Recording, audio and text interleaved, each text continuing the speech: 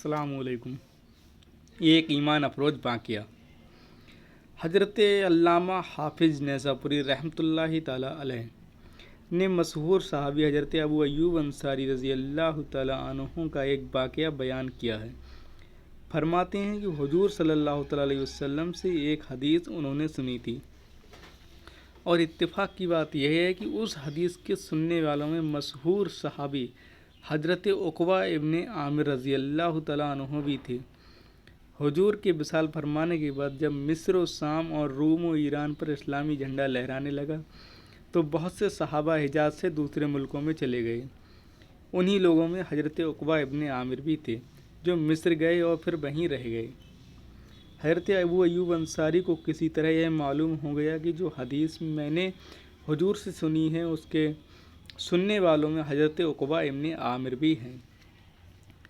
तो सिर्फ़ इस बात का जज्बा उन्हें मदीना शरीफ से मिस्र ले गया कि हज़रत उक़बा इब्ने आमिर से इस बात को पूछने के बाद यह कह सकें कि इस हदीस की रिवायत करने वाले दो हैं, एक मैं हूँ, दूसरे उक़बा इब्ने आमिर हैं। उनके इस सफ़र का हाल भी बड़ा ही रूह परवर है। फरमाते हैं कि जज्बाए शौक़ में पहाड़ों, जंगलों और नदियों को पार करते हुए मिस्र पहुँचे।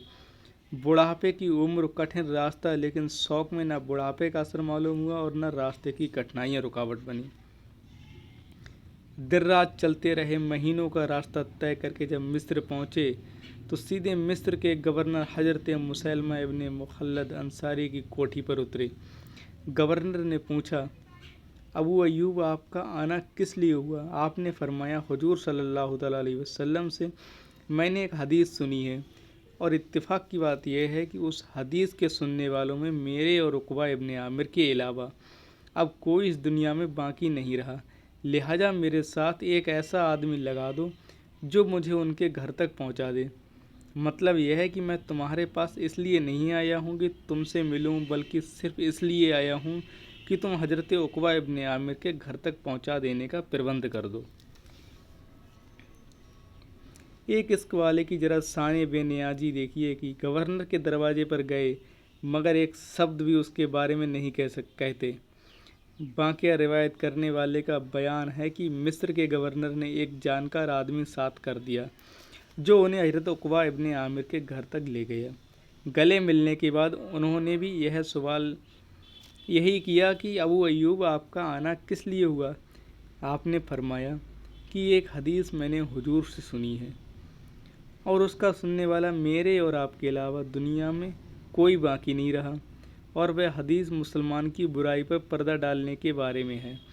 हज़रत उक़बा ने कहा कि हाँ, हुजूर अकरम सल्लल्लाहु अलैहि वसल्लम से मैंने यह हदीस सुनी है कि जो मुसलमान की किसी बुराई को छुपाता है, कल क़यामत के दिन अल्लाह ताला उसकी बुराई को छिपाएगा। हज़रत अबू अय्यूब ने फरमाया, आपने सच कहा, यह मैंने भी सुना है। इसके बाद बयान करते हैं कि हज़रत अबू अय्यूब इतना सुनकर अपनी सवारी के पास आए और सवार होकर मदीना की तरफ वापस लौट गए। मानो मिस्र का लंबा सफ़र का मतलब इसके सिवा कुछ और नहीं था कि अपने कान से सुनी हुई बात दूसरे की ज़ुबानी सुन लें।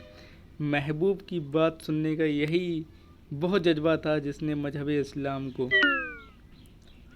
मजहब इश्क बना दिया। हज़रत अल्लामा हाफिज़ नैसापुरी इस वाक़ये के आखिर में लिखते हैं कि यह हज़रत अय्यूब अंसारी हैं जो हुजूर सल्लल्लाहु अलैहि वसल्लम के साथ बहुत ज़्यादा रहने वाले और बहुत ज़्यादा हदीस रिवायत करने वाले हैं। इसके बावजूद सिर्फ़ एक हदीस के लिए इतना लंबा सफ़र किया।